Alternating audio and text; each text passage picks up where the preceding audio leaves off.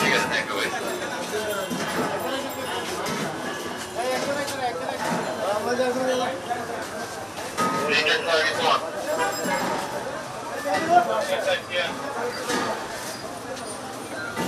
আপনারা কোথায় যাচ্ছেন ভাই?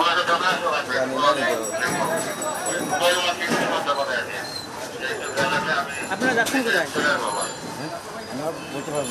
মোবাইল ওয়ান মোবাইল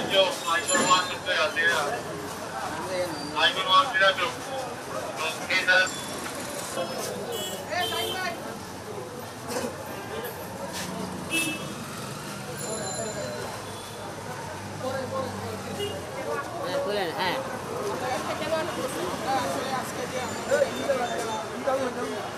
অফিসে আমরা আসছি যে যারা আসছে তাদেরকে বলে দেওয়ার জন্য আজকে আমরা মিছিল নেই, আপনারা চলে যান।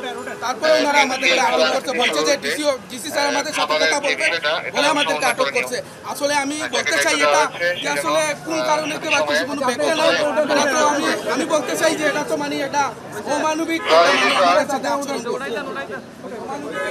করতেছে আমাদের সাথে। আসলে আমরা তো কোনো ভাঙচুরে যারা ভাঙচুর করছে এরা তো আসলে মানে দেশের বাতাস খাইতেছে, আলো বাতাস খাইতেছে। আমরা তো সাহস করি না।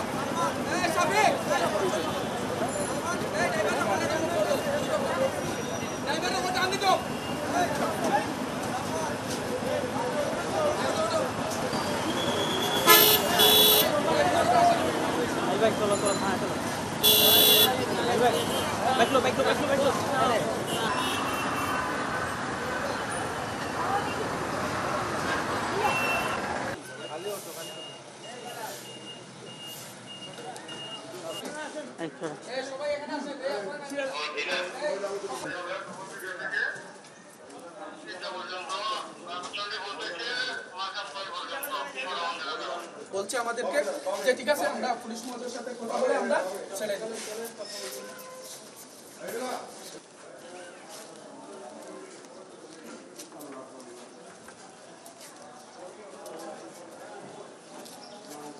অতিরিক্ত কাউকে এখন আসতে দিলেন না, এরা ছাড়া কেউ ঢুকবে না, এরা ছাড়া এখন আর কাউকে ঢুকতে দিলেন না, বুঝছেন? এটা শেষ হয়ে গেল।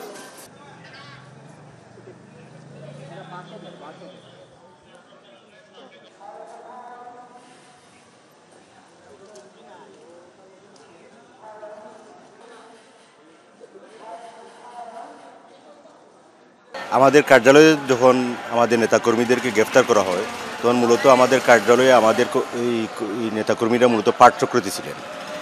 আমাদের মাসিক পাঠচক্র, মাসিক প্রকাশনা ব্যানগার্ডের উপর পাঠচক্রতে ছিলেন। সেখান থেকে আমাদের নেতাকর্মীদের গ্রেফতার করা হয়। তার আগে এখানে সকাল 11টার সময় একটি আমাদের পূর্ব রিক্সা, ব্যাটারি রিক্সা ব্যান ইদিবাই সংগ্রাম পরিষদের একটি বুকা মিছিল ছিল। গতকাল মহানগর কমিশনার মহোদয় নিষেধাজ্ঞা জারির পরে এই কর্মসূচিটি আমরা স্থগিত করে দিই। আমাদের শ্রমিকরা যারা আসছে, আমাদের নেতৃবৃন্দ তাদেরকে বুঝিয়ে সরিয়ে দিয়ে দেয়। কিন্তু তারপরও ওরা যখন পাঠচক্রতে ছিল বসা অবস্থায় তখন তাদেরকে গ্রেপ্তার করা হয়। আমাদের প্রত্যাশা একটি রাজনৈতিক দলের অফিস থেকে এভাবে গ্রেপ্তার আমরা নিন্দা জানাই। কারণ বিপুল প্রত্যাশা নিয়ে 5 আগস্টে দেশের মানুষের একটি গণতান্ত্রিক সমাজ নির্মাণের লক্ষ্যে আমরা অংশগ্রহণ করেছিলাম। রাজনৈতিক দলের সভা সমাবেশ কার্যালয়ে যাতে অবরুদ্ধ না থাকে, যাতে নিষিদ্ধ মানে তাদের কার্যক্রমকে যাতে অবাধে করতে পারে, সেই ওটা প্রত্যাশা ছিল।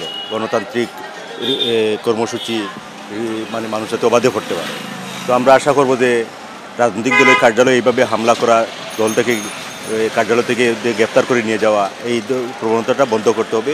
আমরা অবিলম্বে আমাদের নেতৃবৃন্দের মুক্তি দাবি করি এবং রাজনৈতিক দলের সভা সমাবেশের কার্যক্রমে সকল প্রকার নিষেধাজ্ঞা প্রত্যাহারে আমরা আহ্বান জানাই।